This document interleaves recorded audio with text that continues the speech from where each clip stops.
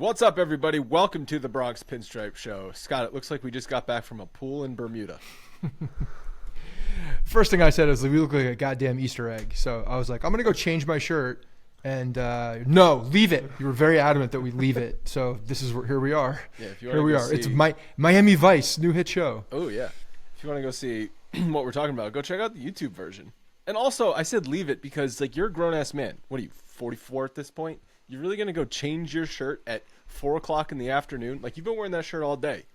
That's your shirt for Monday. It's not, though. See, that's where you're wrong. I actually just put it on a little bit ago because I took a shower because I was doing some construction at the house and had to shower up. I had dust all over me. So it's a new shirt. New shirt. Okay. Well, that's your shirt for the rest of Monday. It's for the rest of Monday. Yes, it is. Did it feel like two different teams played this weekend? This 4-game wraparound series? Well, yeah, and you look at a 4-game wraparound. The fact that there was a Monday 1 o'clock was just strange. Albeit it worked for my schedule today, which was great. So I was able to watch a good amount of the game and hang out with Kemp watching the game. So that was cool. But the team is very different from a day-to-day basis. You're right. It seems like that. Some guys like Volpe look like maybe he's back on a heater and this will last for a little bit longer. But he looked much better this series, and there's a few guys that look here. And thank God Carlos Rodon actually looked like a major league pitcher today. Yeah, I mean, he needed it desperately. The Yankees needed a big start from him because after getting the great start from Cole and winning in the first game back from the All-Star break, if you dropped the next 3 to Tampa the way they did, that would have been seriously, seriously bad. So we're going to get into 3 positives and 3 negatives from the weekend series. But before we do that, we all know that bills can pile up and unexpected expenses can hit you when you least need them, least expect them. Like your central air conditioning breaking the day before Memorial Day weekend, like that happened to me earlier this summer. One service you should not be overpaying for is your wireless provider. That's why I'm happy Mint Mobile is sponsoring today's show. Say bye-bye to your overpriced wireless plan and hello to Mint Mobile for just $15 a month when you purchase a 3-month plan. And when they say $15 a month, they mean it. What you see is what you get. All plans come with high-speed data and unlimited talk and text delivered on the nation's largest 5G network. You can use your phone with any Mint Mobile plan and bring your phone number and contacts along with you. This is a great offer, and I know you're going to love it because I love it and I use it. My initial hesitation with Mint Mobile was like, well, when you switch to this, what's that process going to be like? But switching is very easy, and it's a straightforward process with Mint Mobile. They bill you every month. It's very clean and very easy.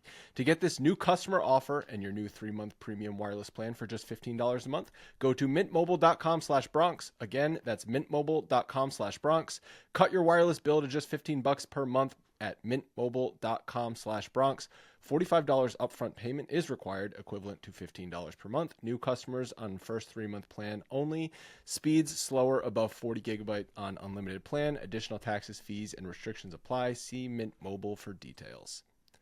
First positive I have to talk about is Cole.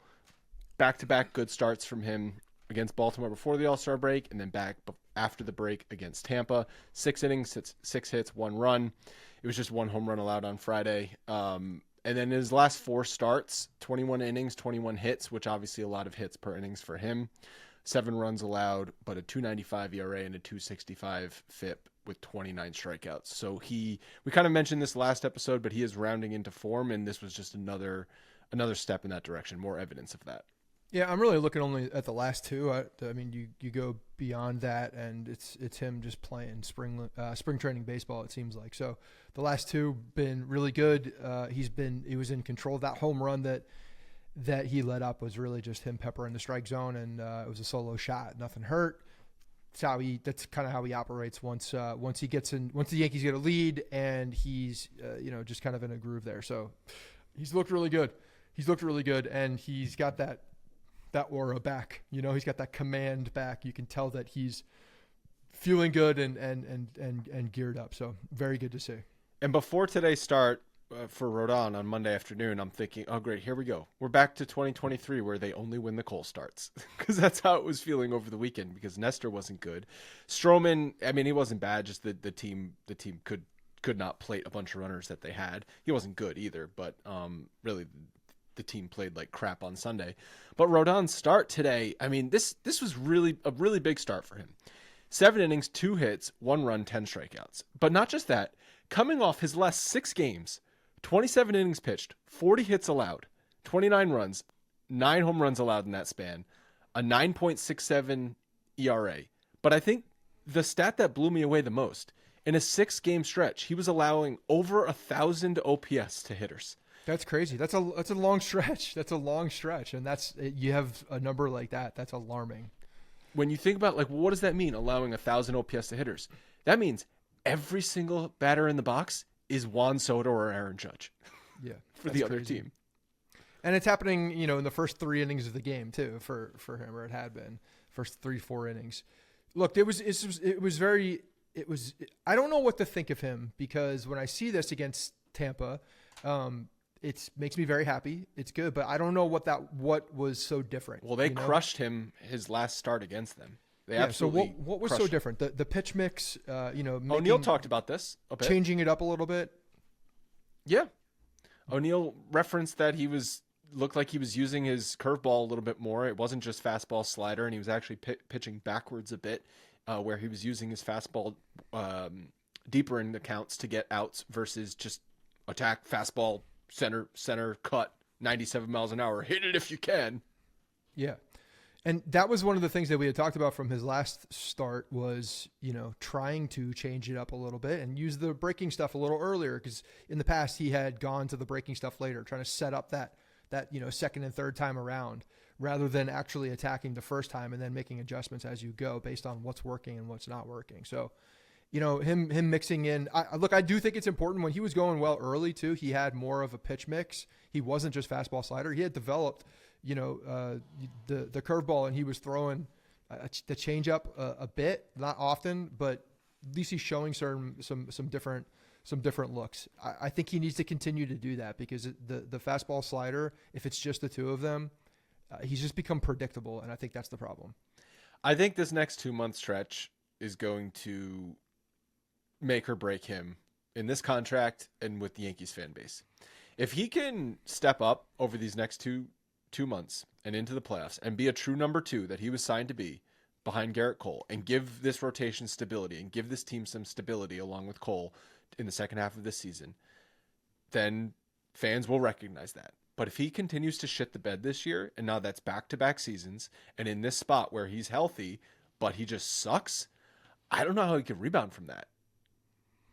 Well, it would mean that he's a bad pitcher, and that his physical abilities are not allowing him to rebound from that. So it's not even just a mental thing. I feel like you're looking at just the mental aspect of it, about pitching in New York and struggling so hard. Yeah. If your skills aren't there either, that's a problem.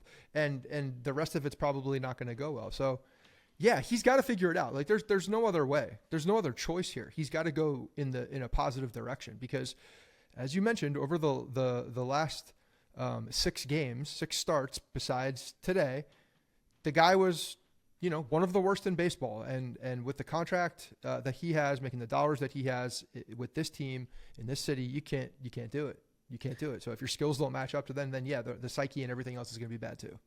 And like, I know in my GM plans, Logan and I had go out and get Nathan Eovaldi. I don't think they're going to be trading for a starter, and if they do, it's going to be somebody to maybe eat innings at a certain point in the second half of this year. Like, I really do not see them getting a name starting pitcher.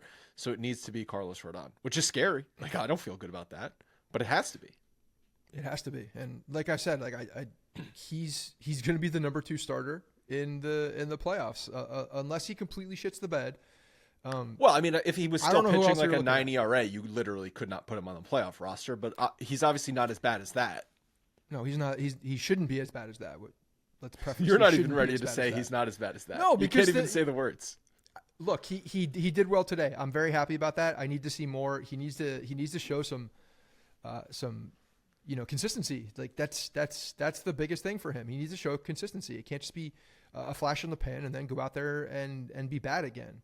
He's got to do well over a consistent basis. Like you said, he's got to bring stability to that number 2 spot in the rotation. We have, because if he does that, if he brings consistency and dependability to that number 2 spot, now Luis Gil is just like house money. Everything he does is house money. And if he's got to miss a few starts, that's okay because we have Carlos Rodon going and doing his duties. You have Stroman, a veteran guy who's going to go out there and pitch every single time his name is called. Nestor will get through innings, hopefully, and he'll have some good starts and some bad starts. I'm not expecting a ton from him. And frankly, switching gears a bit to him, that was a terrible, terrible start by him. The runs that he led up to the walking the 8-hitter, getting to the 9-hitter, the catcher who has been awful at the plate, one of the worst batters on their team, and just leaving cement mixers out there for these guys, falling behind in the counts to allow them to actually have a competitive at bat. It's just he's better than that, and at home he should be much better than that, as his numbers have dictated all season long. Can't be giving up the runs like he did to the bottom of the lineup like he did. That was his worst start at home by far. His previous quote-unquote worst start came against the Dodgers. I think he gave up 4 runs in 5 1/3, and then obviously he gave up 6 runs in 4 1/3 against Tampa over the weekend. So yeah, it's been one of the weirdest splits for him. Like the home road splits have been so bizarre. I don't know that I've ever seen a starting pitcher have that drastic a home road splits. Like sometimes you see that with batters because maybe they just see the ball well at home or something like that. But yeah, for a starting pitcher, it's just like so odd. But he had still been providing at least consistency in the sense that it was kind of a known quantity with him, what you were going to get. But you kind of alluded to it. Like if Luis Hill has to be shut down for a few starts in the second half, like that's a possibility. Like who knows when Clark Schmidt is coming back. It's probably going to happen, right? It's probably going to happen. But those other things in the 3, 4, and 5 spots, you kind of plan for that in a season-long starting rotation. Like you're going to have to do some shuffling in the back of your rotation. Guys are going to go down. You're going to need some spot starts. You're going to need to just scratch and claw for a few starts in the back of the rotation. You can't survive 2 through 5 though. You need at least 2 guys in the rotation, and that's where the Rodon having some consistency in the second half is a must. Because if you don't have that and you only have Cole for the rest of the season, it's not going to be enough. And frankly, I don't want to have to rely on Luis Hill to be that guy. He's still a rookie at the end of the day. Like he hasn't pitched very much. He's still learning how to win, how to struggle, how to come back from struggling. He's got a lot of the season still in front of him, and he needs to, make sure that his arm is ready for the playoffs, and 2, just learn along the way, because this isn't a situation where they should be needing to depend on him. Carlos needs to be the veteran guy that came in, got paid, got the contract, and be that dependable guy. He just has to be that dude. And it's not. I don't want it to be Luis Hill because I want him to be free and easy. And come the end of the season, I want him to be, in a good situation, loose, amped up, ready to throw in the playoffs. Not a guy that's been working his ass off and having to carry the load too many times because of Rodon's not executing. It's a big moment for him. Is Rodon still lined up for the August 3rd game, Logan? That should still be on track, right? Yeah. Okay. So we're going to see him 2 starts from now at the stadium, live and in the flesh. God have mercy on all of our souls. I was texting our group chat. If it's going to be like 100 degrees and if Rodon is still shitting the bed, I might just not go in the stadium. But just wait until he's done pitching and then I'll go in. Yeah, well, that would mean that we have a 4-inning, 3-inning, just blow up 6-7 runs. At that point, just stay at the dugout. All right, the number 3 positive from the series is Juan Soto. Came out of the break hot. 11 for 18, 2 home runs, a triple, 3 doubles. Today he hit the 2 home runs. He was peppering that Death Valley 399 sign in left center field over the weekend.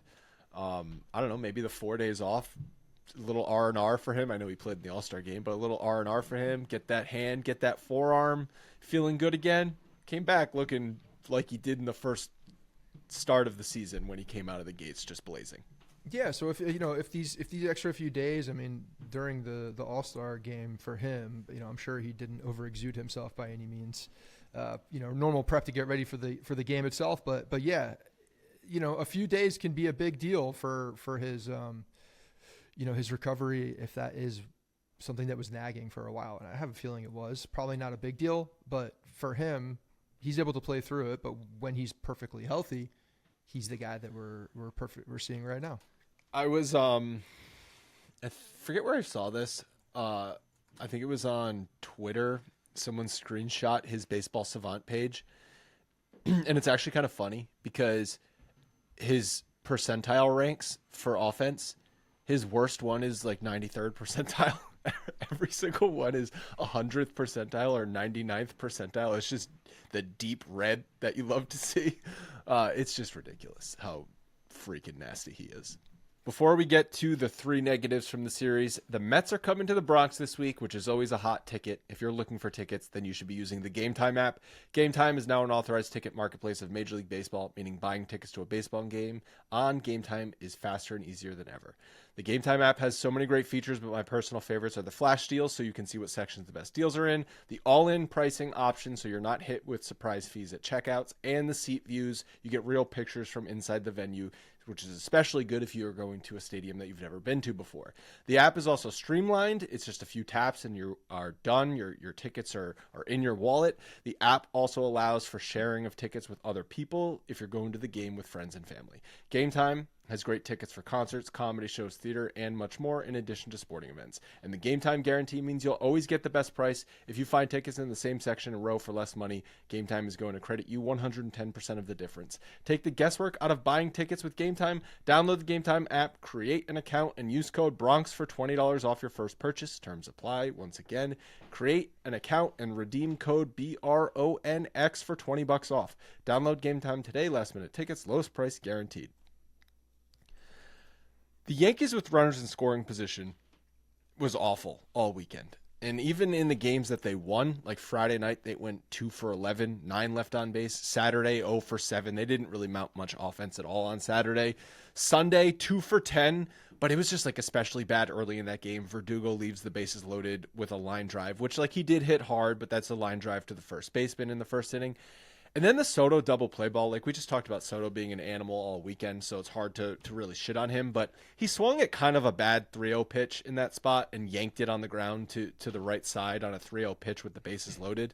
And after that, like the Yankees didn't really do much offensively. And then even today, they scored a bunch of runs. They scored, I think it was 9 runs, but they went 2 for 10 with runners in scoring position. So they did not hit at all with runners in scoring position this weekend.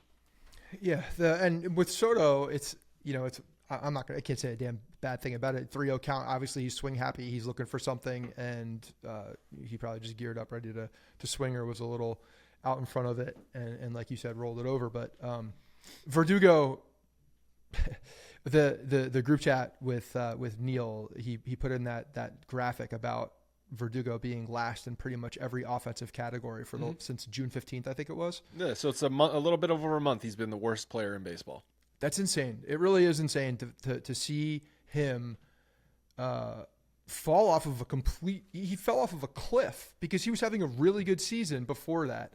And, in the field at the plate, the guy was hitting, he was doing all the things. And then, fell off a cliff. He did hit the ball hard in that, when they had the bases loaded. It was unfortunate. It was right at him. And then today, he hit a ball that looked like it was foul, that was called fair, ground ball, and then he got a base hit. Look, he's got to hit the line drives. He's got to go the opposite way. He's even talked about the fact that when he's going oppo, that's how he feels good. That's when he feels right, and the rest of it comes. But when you have the number 4 hitter up that's not doing well, it goes back to that number 4 spot too, with runners in scoring position, because Judge and Soto are on base all the time. And in this particular series, Volpe has been on base and doing well, but he's been hitting further down in the lineup, so hadn't had as many opportunities with runners on scoring in scoring position. But you need production after Judge and Soto because you're going to get guys on base quite a bit. Yeah, the number 2 negative, I was going to talk about him. That those stats are: he was last in batting average, 148, last in on base, 207, last in slugging, 213, and which obviously with all of those you're going to be last in OPS at 420, which I think was minimum 90 plate appearances. So essentially an everyday starter for a month to have stats that bad. It's kind of hard to do. I'm sure Gleyber Torres isn't that far away from him in the standings. And if DJ LeMahieu had the qualified plate appearances, which he probably doesn't, he would be even worse. Yeah, true. And thank God he got off the schneid today with a not just an extra base hit, but an actual home run, a ball that went over the fence, which is Did it hit the top of the fence? It went over the fence. It was a home run, and it counts in the book, and it was good. So look, I don't know.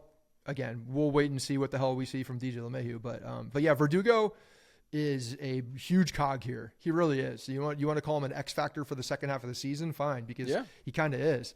Having production from left field, which the first 2 months of the season we actually saw it was exciting. We haven't seen production from left field in a very long time since a guy named Brett Gardner, and now we're kind of falling back into that left field abyss without any production from there. So he really does need to figure it out and rebound, because he's a big piece of this lineup.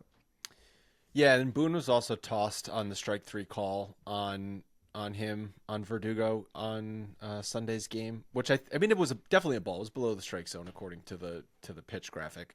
But that's also, you can just sense like a moment where Boone knows how frustrated Verdugo is, and he's standing up for his guy type of thing, but also just he's kind of just trying to do anything. Verdugo has just been so bad. And that's where Boone's right. Like as a player's manager, something like that, you have a guy struggling, damn well you need him. You need him to get going. Getting tossed, defending him, the strike zone, even because it was also a bad call. It wasn't just defending a guy to defend a guy. It was a bad call. I like that. That's a good thing to do. That's a good manager. That was one of the better managerial decisions in Aaron Boone's career. I don't know if you guys saw our friend Max put on Twitter about the Yankees left field since 2020. I don't know if you guys saw this. Yeah, I saw the of all the guys, stats. Of all the guys from 2020, the Aaron Hicks, Joey Gallo, Clint Frazier, Brett Gardner, Verdugo's been the worst. My God. The worst. 82 WRC plus 639 OPS. Oh, it's not just worst stretch. It's like worst for a season. Yeah, he's got 385 plate appearances, and I mean, nobody else even comes close. Joey Gallo had 350. He was 102 WRC plus 712 OPS. So now at this point, you said 82 WRC plus? 82 WRC plus.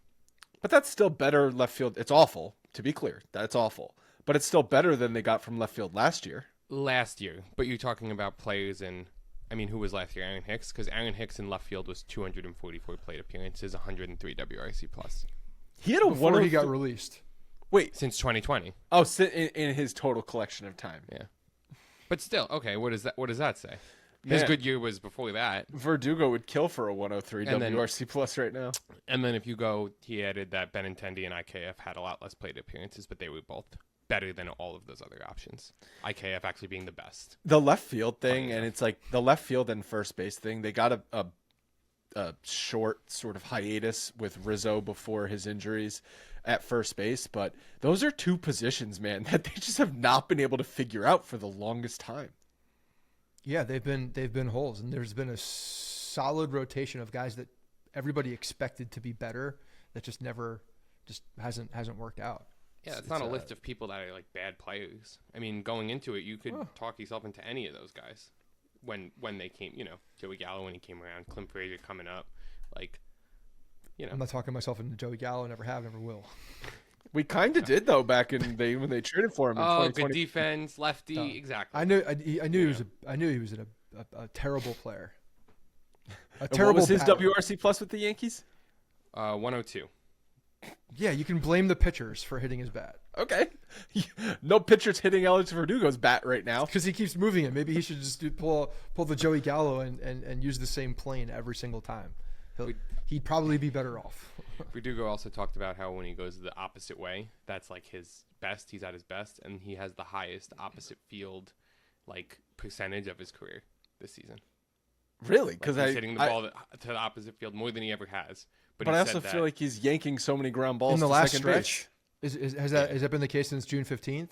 I don't know. I haven't looked at the numbers since June 15th, but for the season as a whole, because he was good. What he means by that though is when he's seeing the ball well and he's going the other way intentionally, then he feels right with his swing. Things are going well. That's where he wants to be. He's again going back legitimately the most simple piece of advice that continues to come up. That's over and over every again. hitter in the history of baseball, though. The Cam Maben Cam center Maben. of the field approach is what he's referring to. But there's never been a hitter in baseball that would not say, "Yeah, when I'm hitting the ball hard the other way, that's when I'm at my best." Like that means Joey you're Gallo letting the would ball not say travel. that. You're letting the ball. Well, he's never done it. Okay. That's what I'm saying. Mark Teixeira would not say that. When Mark Not Teixeira, in his later years. Mark Teixeira somehow Won a before he batting came to the championship. Yankees was a 300 hitter, Yeah. and even in his first season with Didn't the he win a Yankees, batting championship? A I batting don't think title? he won the batting title because I think he split. He was with the Braves and then the Angels.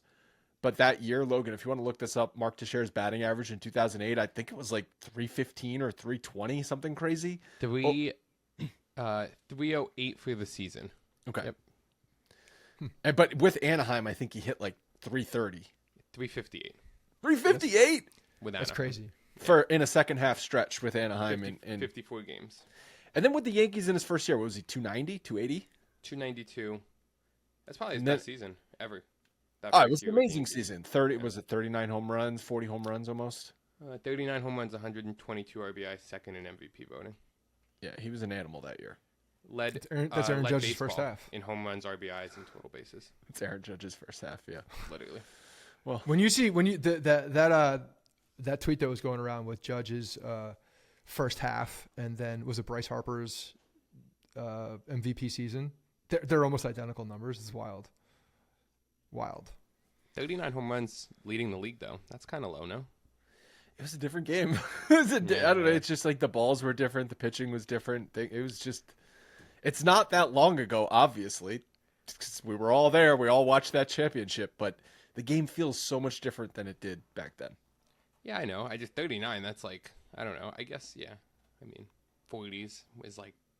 Well, you also have to when you're remember Aaron Judge. the late 2000s was after they were trying to clean up all the steroids. So you had the 50 home run seasons in the late 90s and early 2000s, and then things tapered off, and then now they've come back again, mainly thanks to the juice baseball. Yeah, Yeah. dead ball era in there a little bit. Yeah, dead ball. I mean, no, literally the dead ball era. Weren't guys hitting like 7 home runs leading the league? Yeah, it was a tempered down dead ball era. All right, the last negative that I want to talk about is just the Yankees defense and the stolen base problem. So we were looking this up. The Yankees have allowed 70 stolen bases as a team this year. That's 18th in Major League Baseball. So it's middle of the pack. It's not awful. Jose Trevino, who's obviously injured right now, has allowed 39 in 427 innings. That ranks 17th out of 77 catchers. And then Austin Wells has allowed 31 stolen bases in 470, and that ranks 33rd out of 77 catchers. So that's actually saying it's the 17th most and the 33rd most. So slightly more than league average there, obviously, or the middle of the pack there. But I just feel like it's come at really bad times. And if you look at the fourth inning on Sunday, Glaber makes the error to allow Brandon Lau to reach base, which terrible error by Glaber, just falling asleep with 2 outs in the inning. Then immediately Lau steals a base and gets knocked in with a single. It's like boom, boom, boom. Error, stolen base because they can't throw someone out, RBI single. And it's just like, ugh. Look, I mean, you have a team though that is. If you have a team against the Yankees, knowing, I would be curious to also to look at like what their pitcher motion to home plate is, the timing, and to see if there's, where in the league they are, especially on the relief side. Is that a stat compared now? to the rest of? I think thought that's it was a stat now. I thought it was because this can't all be on the catchers. It's not. It's definitely not. Exactly, and the fact that the newer rules, they're not new anymore, but the newer rules allow you. And I understand we're talking about the whole league and averages and where they are compared to, all the other catchers in the league. But if you take advantage of it and you have the guys to take advantage of it, you can steal a lot of bases. There's a lot of action to be had on the base path if you're built that way. The Yankees are just not built that way as far as the personnel that they have. Volpe down at the bottom of the order. I think O'Neill was talking about this a little bit, and it is an interesting point that it does allow him more freedom on the base path. And we saw him bouncing around this series more than I've seen in a while. He hasn't stolen a lot of bases this year, but he's down in, Wasn't out he of doing that that leadoff earlier spot. in the season? I guess early in the season he wasn't leading off. Right, he was not leading off, and when you're in the leadoff spot behind, you're not going to get thrown out Soto in front and of Judge and Soto. That's. But you have him in the 8-9 spot, and he can do that more freely, and have a little bit more, take advantage of that. That is a weapon that the Yankees have just not used with Other Anthony than Volpe, though, who in the lineup would do that? That's it, really. That's why I wanted, Rendifo was a guy that I'm looking at too, to give them more speed, to give them more flexibility. Athleticism. Yeah, athleticism to show it. Because you look at what Tampa does.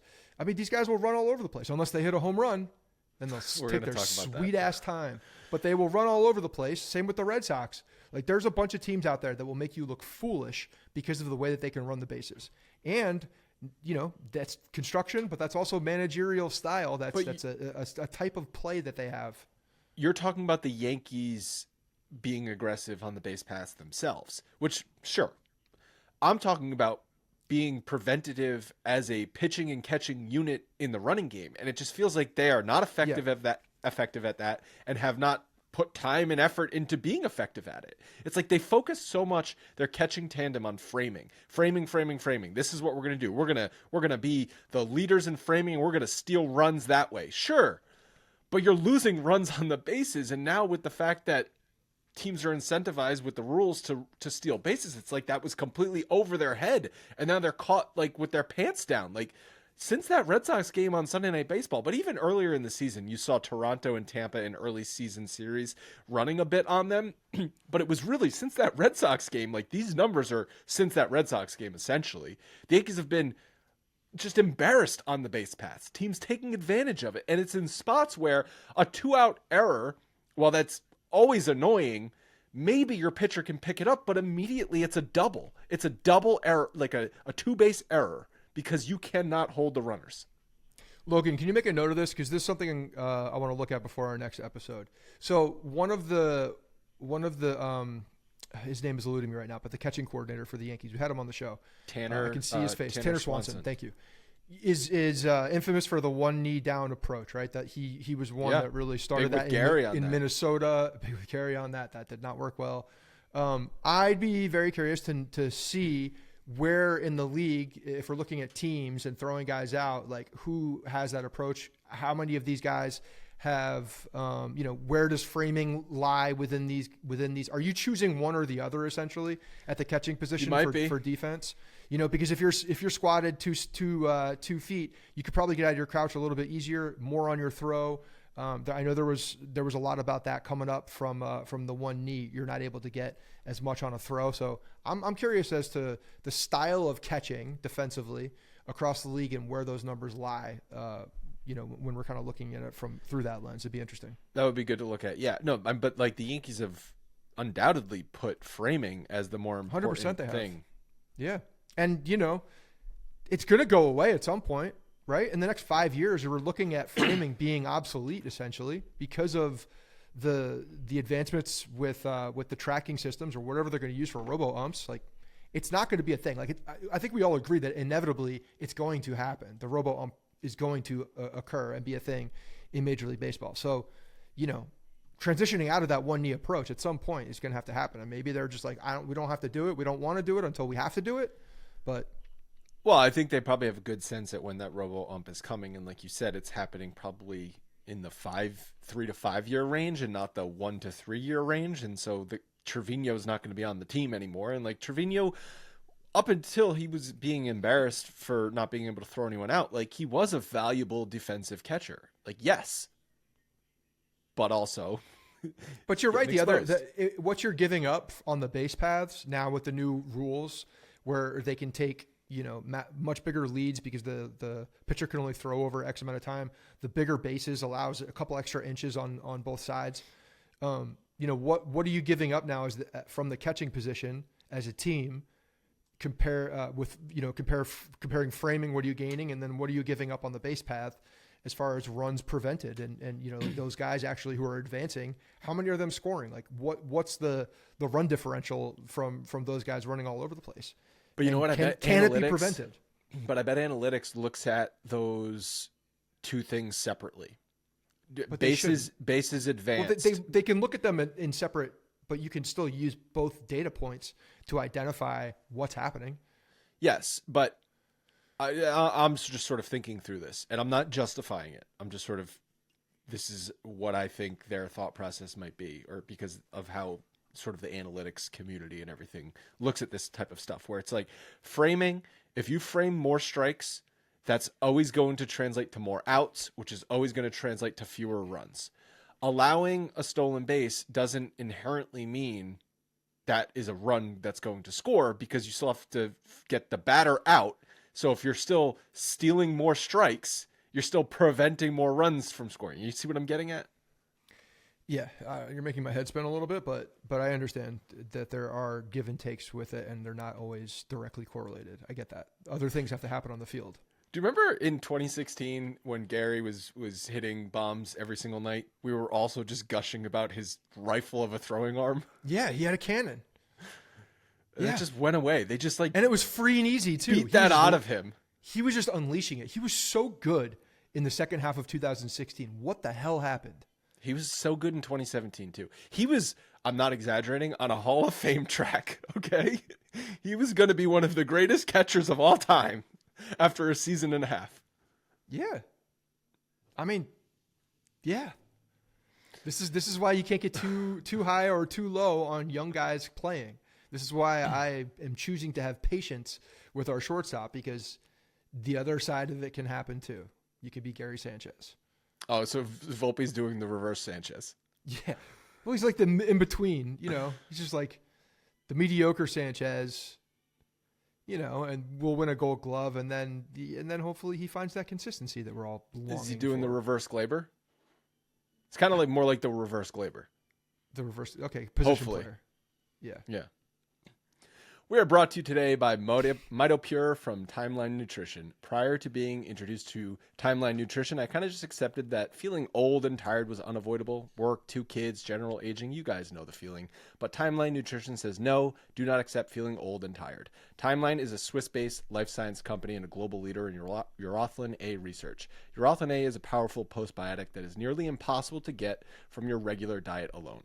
MitoPure is clinically shown to give your cellular energy new power by triggering the body's natural process for removing and rebuilding damaged mitochondria. Timeline Nutrition uses the analogy that MitoPure is kind of like Pac-Man in your cells, chomping up the damaged mitochondria that makes you feel old and tired and recycling it into new and healthy ones. MitoPure is the #1 doctor-recommended urothalin A supplement that is NSF and Clean Label Project certified. If you want to give this a try for yourself, Timeline is offering 10% off your first order of MitoPure at timeline.com/Bronx. Once again, 10% off at timeline.com/Bronx to get this deal. You mentioned Tampa taking their sweet ass time rounding the bases every single time they hit a home run, and they hit a bunch of home runs this weekend. Yucking it up, mocking the crowd, essentially coming to a complete stop at third base to acknowledge their bros in the dugout and then start the trek home from third base to home plate. But damn, what the hell was going on? Jose Siri's an asshole, right? He's got the dangly earrings. He's got like the cat. He looks like one of the guys from Kiss with the cat whiskers, almost like the three lines under his eye. He's just an asshole, I think. And then he makes a terrible defensive play in center field where he doesn't track the ball well. It probably should have been caught on against Soto's ball. Yeah. Look, this is not the first time they've done this before. I know they were taking their sweet. This was the worst. This was by far the worst. But Rice Haroni has done it in the past as well. He takes his time. He's taunted. He's done a lot of things. He's the word taunted is too much because it's almost like expected in the game today. But there's a lot of back and forth with him and the fans. But he does it almost in like a fun-loving, like a fun way. Like even when he catches, he'll like stand there and like pimp a catch that a hard catch or a rob that he does in left field. So I don't mind it as much. Jose Siri for some reason was annoying to me, and he was really taking his time and then slowing it down and then doing the things. So yeah, at some point I would have definitely hit him. No doubt. I was gonna say you got a kind of a blowout today. You're not playing Tampa again this year. This was the last Tampa series. Yeah, one to Jose Siri would have felt nice. Right in the middle of the back. Sure. Yeah, just because he's an asshole. Because I think he is. What's up, Susan was very upset about it. Oh, was I listening can on the only radio. imagine. She was like, when you're Manny Ramirez, come back to me. You know, she just kept saying. Oh, you she know. was like, Siri's not good enough to do that? Yeah, exactly. But she's like, you know, I'm all Everybody about does the, it you today. know. this is where Susan That's- is being disingenuous because she wouldn't like no matter who did that. She's like, you know, she said that, you know, if you don't like the home run trots, don't give up the home runs. But that's what she said. But when you're Manny Ramirez and David Ortiz, you could come and talk to me. You know. Yeah, but even like Ortiz. Until then. Ortiz never did that. What Jose Siri did, where he was almost a complete he had stop. 19 different actions. Almost a Like, complete stop at third base, pointing to the crowd, pointing to the dugout, doing the ear thing. Let me hear it to the crowd. Like, that was egregious.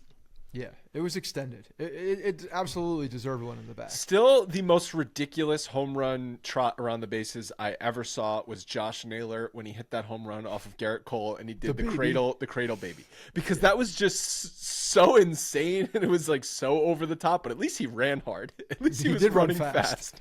Yeah, Josh Naylor just scares me as a human being. Like, what's he gonna do next? Type of thing. Yeah.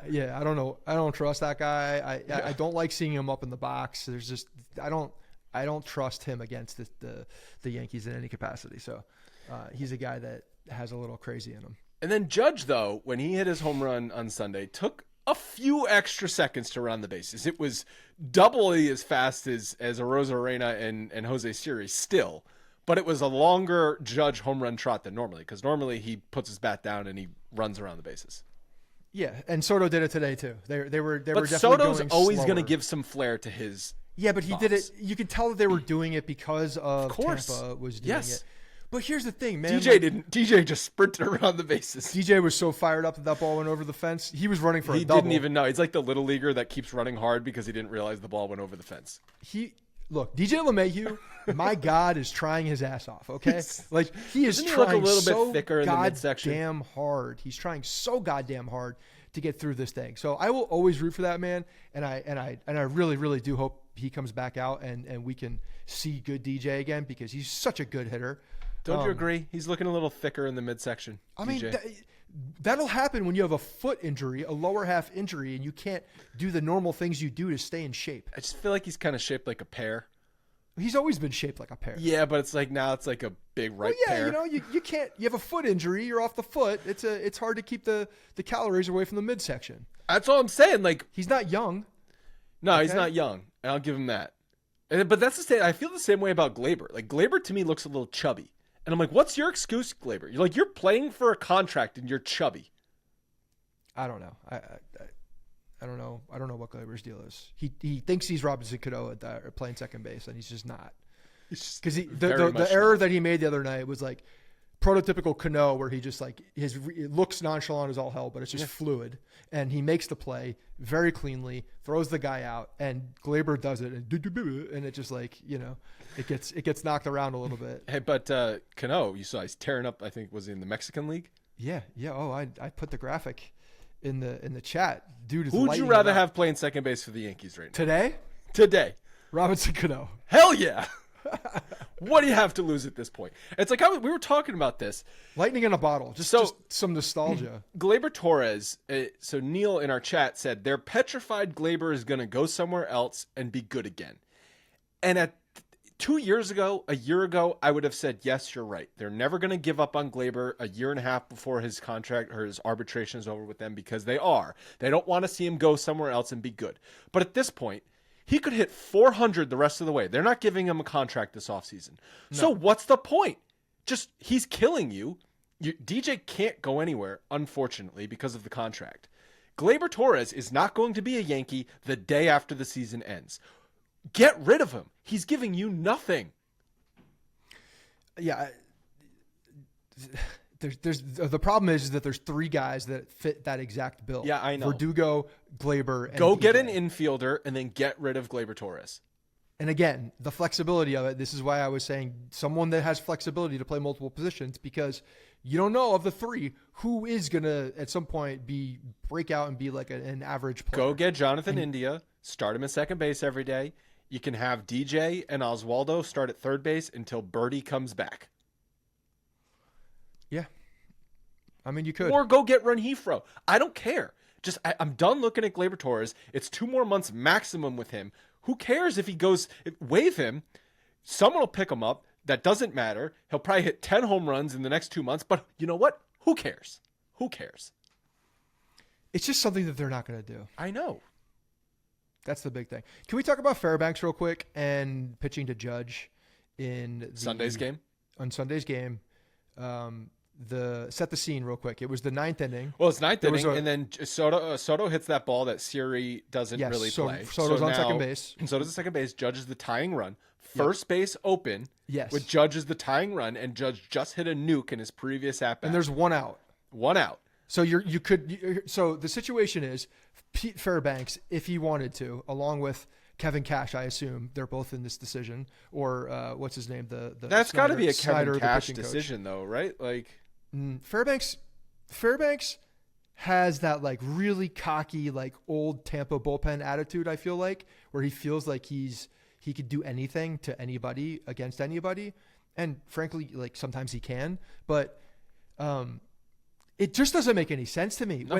When you have Austin Wells was on. He deck. Struck out looking, but yeah, and I know Judge flew out to center field, but if he were opportunities, man, there were opportunities. Yeah. He hung a breaking ball that Judge was a little too quick on. If he had waited just a hair longer, how do you? But just that ball's on the pole.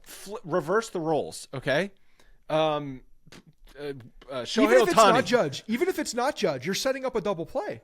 Right, but so especially not only does like the baseball situation dictate you walk Judge there, but like it's Soto and Judge. Those are the 2 guys you're not going to let beat you in a tying spot for the Yankees.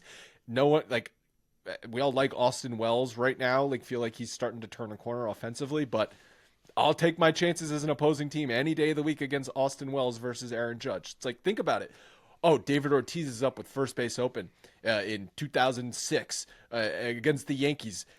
You walk him 1,000 out of 1,000 times. Of course you walk him. And like they could have said, yeah, let's unintentionally walk him, but that just allows errors to happen, and it almost did. It almost bit them in the ass. And they absolutely deserved to get snake bit by an Aaron Judge home run in that instance. Unfortunately, it did not happen. And then the other thing that pissed me off about Fairbanks is the next at bat, Austin Wells is up, and he does the fake. He balked intentionally to get Soto to third base. He did a little shimmy, looked over and kind of waved him over. He did it on couldn't purpose. Relay signals. Yes, 100%. He did it on purpose. They didn't pick up on that on the booth. That's kind of just heady baseball. I know, but it bothers me. His eyes bother me. His face bothers me. And, I wish they were a better team right now so that I could hate him more and actually use it. But pitching to Judge in that spot is an egregious decision. It's really egregious. It's complete arrogance. It's just like, I have the biggest ego in the entire world and I can get this guy out. And it doesn't matter what he's done or who he is or the tear that he's on. I'm going to be able to get him out. And that's not confidence. That's just narcissism. And it's like, you're a bad teammate. What would we be saying about Aaron Boone if Clay Holmes was in that spot? Oh my God. Pitching to Rafael Devers with first base open in the 9th inning. I would murder him. Especially with Clay Holmes. Maybe Fairbanks, you can feel a little bit better because he has a more control and you trust him a little bit more to throw the ball where he wants the ball to go. But no, Clay Holmes, nobody knows where the ball's going to go. Especially because first base is open. Like Mariano Rivera walks Judge in that spot to get the double play, which he will induce on the next batter. Like it's just smart baseball, but also the best hitter on the other team. It's crazy. It's craziness. Didn't beat him or didn't beat the Rays. It didn't. It worked for him, which pisses me off even more. That makes it even more annoying. Yeah. Volpe first home run today since May 16th. His numbers during that 56-game home run drought: 231 batting average, 268 on base, 328 slugging. That's a 596 OPS. Since May 16th, that's his first home run. 2 months. Damn. It was a 2-month stretch. 56 games of nothingness. That's crazy. That's a crazy stat. The Verdugo stat's a crazy stat. And DJ's home run today pushed his OPS over 500. His OPS was below 500. Do you realize how bad of a hitter you have to be to have an on-base plus slugging percentage below 500? Aaron Judge's is over 1,100. Verdugo's is 420. In a stretch, though. This was the on the stretch. season for DJ. Well, it's about the same. He was injured, so That's true. Yeah, no, it's egregiously bad, and the fact that I think it's worse for Verdugo because we saw them do something that was very different than that and have success. Yeah, what's Verdugo's this excuse? year? And I even went back to look up. I was like, maybe it was the kid. No, April 29th. No excuse. Yeah, but we did look up numbers since May 1st, and they weren't great either. But really, the June 15th thing, like since June 15th, it's been just god awful, just a 0. I don't know. Something's happening. Something is happening with the man.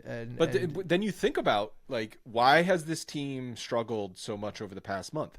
You've had 3 of the worst offensive players in baseball basically starting for you every single day in Verdugo, LeMahieu, and Volpe. Gleyber Torres, throw in a 4th, okay? So you've had 4 out of your 9 guys not just be unproductive, to be some of the worst hitters in baseball. And the fact that they're still right there in the hunt of the AL East scoring, do they still have the most runs in baseball? They're up there if they're not at the top. Is crazy, and it also just speaks to what the guy at 2 and 3 have been doing. But you can't be worse. Can't be worse than last. Can't be worse than last. That's the silver lining. It's the silver lining. So they there's only up. There's only up from here. Yeah, I guess that's a way to look at it. And maybe one way up for this lineup is Stanton coming back, and they said that they're going to decide in this upcoming weekend if he's going to be ready for game action, and they will also be deciding if he's going to even do a minor league rehab stint. Like, I don't know. I'm almost at the point where give him some live batting practice and then stick him in the order. Yeah, it probably doesn't matter for him. He's taken so many swings against the cage, and they can recreate so many situations now with the technology that they have for the batting cage stuff. So yeah, and again, like, we're looking at some egregious, terrible play in the 4, 5, 6 spots. Why not? What's the point of him running the bases in Scranton or Somerset? Like, there's just opportunities for him to get injured. At least have the injury happen in the Bronx. Yeah, run the bases in the Bronx at half speed and pull something. If he does a minor league rehab, do you think they would give him a designated runner? Yeah, they should. He just has 1 at bat per game, or he's designated. Yeah, it's not even when he gets to first base. No. There's a guy standing near the batter's box, and then when Stanton hits it, that guy runs. It's like co-ed softball rules. You get 1 sub out per game. He's our guy. He's our guy, pinch runner. Next episode after the Mets series, we're going to be doing some mailbags. So submit yours at info@bronxpinstripes.com. We have not done mailbags in a long time because Scott was on his vacation and then the All-Star break and all that kind of stuff. So kind of need to catch up on some mailbags. info@bronxpinstripes.com. Anything else? Anything else you want to talk about? The Mets, this is they need to take these games. They need to beat the Mets. That's it. They need to beat the Mets. Lost. They got swept in those 2 games against the Mets earlier, right? It was bad. And it was bad baseball. It was bad baseball. So they need to bounce back and play some good baseball. And you know what? Like, can we please find, like, these guys who are struggling need to find it. Now's the time, because the Yankees need to understand over the next. I mean, it's only a week here. We're approaching the deadline very quickly, so there's not even a ton of room to say, like, hey, this guy's back. He's doing well again. Could only be a week sample size. I know the deadline's right here. They did this wraparound series. Like, everyone was like, what's going on Monday? Is this a makeup game? What's going on? And they do the Mets 2-2, the home and home split. Why not do a 4-game wraparound series against the Mets? Thursday, Friday in Citi Field, or Friday, Saturday, and then Sunday, Monday at Yankee Stadium. That would be kind of fun. You get 4 straight days. It's a home and home. Do something like that if you're going to do these weird 2-game sets. Yeah, I don't know. I don't like the 2-game sets that are sprinkled in. But if you did it as a 4-game set, if you did it as a 4-game set as a wraparound or a Thursday through Sunday, that would be a fun weekend. It would be, but they're trying to get extra juice by separating them. On a Tuesday, Wednesday? I'm saying, yeah, Tuesday, Wednesday. There's more juice for a Tuesday, Wednesday. I think you'd more than make up for the juice on a Thursday through Sunday or a Friday through Monday. Yeah, I agree. I think it would be fun. As a fan, I think it would be good. They did it. Hold on, Logan. They did when they had to do the makeup game back in 2000. They did the doubleheader at both stadiums. That was the game that Clemens hit Piazza, or that was the There you weekend, go. I think. What's up? They sell it out no matter what day it is. I know, So yeah. it gets like it's annoying. I hate it. Next season, the schedule came out. They play 6 games against the Mets, 2 weekend series, Friday, Saturday, Sunday each. Okay. Oh, there's 6 games next year. So why is this year? They must be the AL East. Because Or the Oh, NL yeah. East. yeah, it's got to do with the division. Yeah.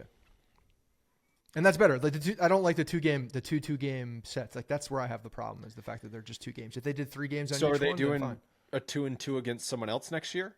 Or that's the only reason they're doing it is because they're the Mets? It's a Subway Series thing. Because basically, like they do, like you only play every like National League team once. Some Right. home, some away.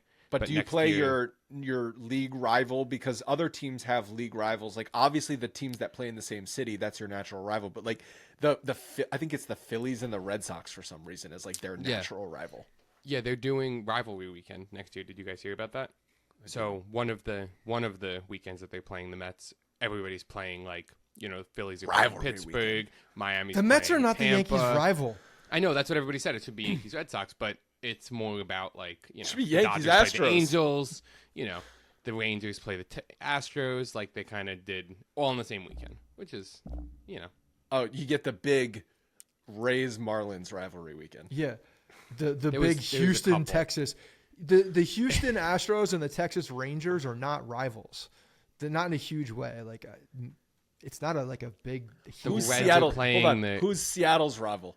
I think they played the Giants. No, the Giants play the A's. Seattle plays San Diego, maybe.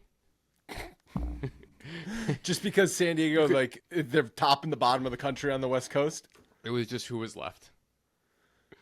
DC plays the Orioles. That's kind of a thing. Okay, I but guess. at The least Angels play That's the not a Dodgers. rivalry. It's not a rivalry, but at least They're if you're just- geographically close, like Let's okay. just call it what it is. It's a geographic. It's Unless what's- there's no one by you and they Yeah. just pick a random team. yeah, That's exactly Seattle, what it is. San Diego. So wait, so doesn't Boston like the Boston Strong blue and yellow, and then the Phillies aren't their colors for like I don't the know. City Connect blue The- and yellow?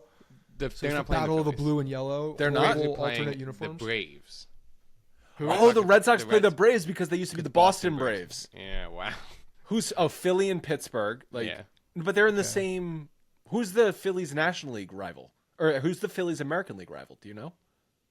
Because Pittsburgh's also an NL team. They don't have one. The Mets are in the NL too, but the American Yeah, League rival, but they I don't have thought. one. But do you remember before the balanced schedule? You used to play your NL. If you're an American League team, you used to play your NL rival. That's why the Yankees and the Mets played every No, they single didn't year. play. I thought they just played. The Yankees and Oh. Mets played every year. Yeah, but I thought that was like not every team did that. Yes, every team did that. Otherwise, every team- you didn't have enough games. So they played somebody. And I In the remember it American being Philly and Boston. That might as be that it. was Yeah. their. But like then you get to like who the fuck are the Colorado Rockies gonna play? Arizona. They're both in the NL. Oh, you mean the American? They got to be an American Well, League. because of the balanced schedule, you're doing these series anyway. So just put them all in the same weekend. That was the thought. Yeah. Detroit. Detroit. Yeah, it might be. I'm just thinking about geographic location. Because you got Kansas City Royals and the St. Louis Cardinals, so that's taken. Yeah, you that's got the good. Chicago teams taken. Oh, I bet maybe they play the Twins. I bet the Rockies play the Twins. They probably do. And I bet the Tigers play the Brewers.